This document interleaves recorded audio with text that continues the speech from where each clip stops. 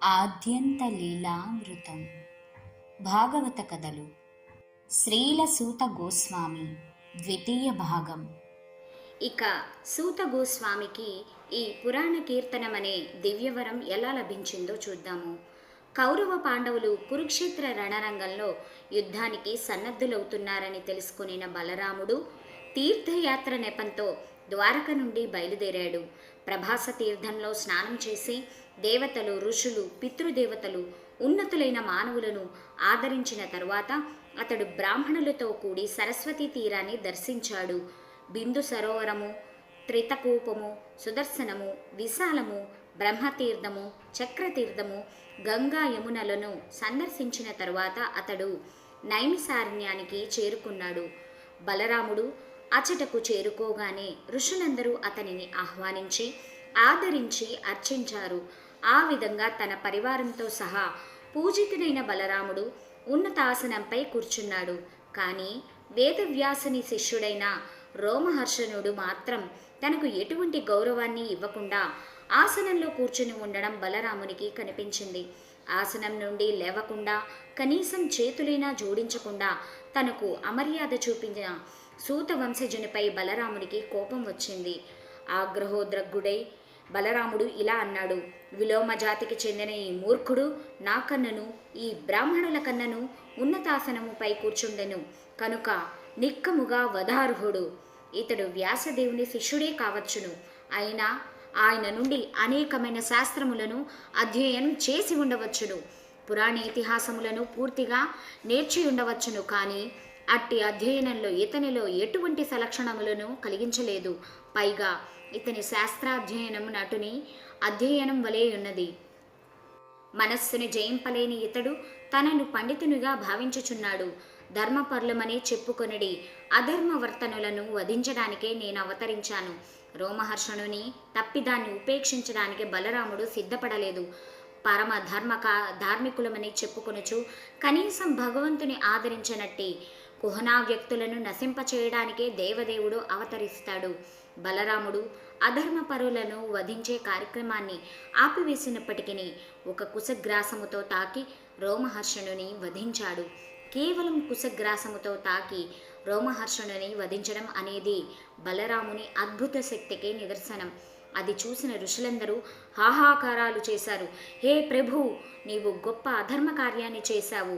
ఎదునందన మేము ఇతనికి బ్రహ్మాసనాన్ని సమర్పించి దీర్ఘాయువును ప్రసాదించాము. యజ్ఞము కొనసాగునంత వరకు దేహక్లేశాల నుండి విముక్తి ప్రసాదించాము. నీవు తెలియక బ్రాహ్మణుని వధించావు. కానీ నిజానికి నీవు యోగేశ్వరుడు అగుటచే నిన్ను ఏ శాస్త్రము ఆదేశించలేదు. అయినప్పటికీ ఈ బ్రాహ్మణ వధకు నీవు ప్రాయశ్చిత్తం చేసుకుంటే జనులందరూ నీ ఉపమానాన్ని అనుసరిస్తారు అని విన్నవించుకున్నారు. అయినప్పటికీ ఈ బ్రాహ్మణ వధకు నీవు ప్రాయశ్చిత్తం చేసుకుంటే జనులందరూ నీ ఉపమానాన్నే అనుసరిస్తారు అని విన్నవించుకున్నారు.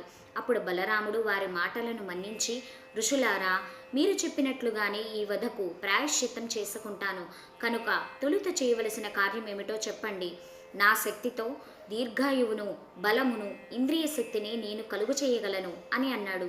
అది వినిన ఋషులు, ఓ రామా, నీ శక్తి, నీ కుశాయుధ శక్తి, మేము చేసిన వాగ్దానము, రోమహర్షణుని మరణము ఇవన్నీ కూడా యథాతథంగా ఉండేటట్లు చూడుము అని అన్నారు.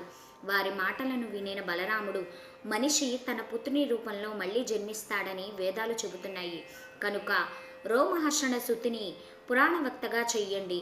అతనికే దీర్ఘాయువును, ఇంద్రియ బలమును, శక్తిని ప్రసాదిద్దాము అని అన్నాడు. ఆ విధంగా రోమహర్షణుని సుతుడైన సూత గోస్వామికి పురాణవక్త స్థానం లభించింది.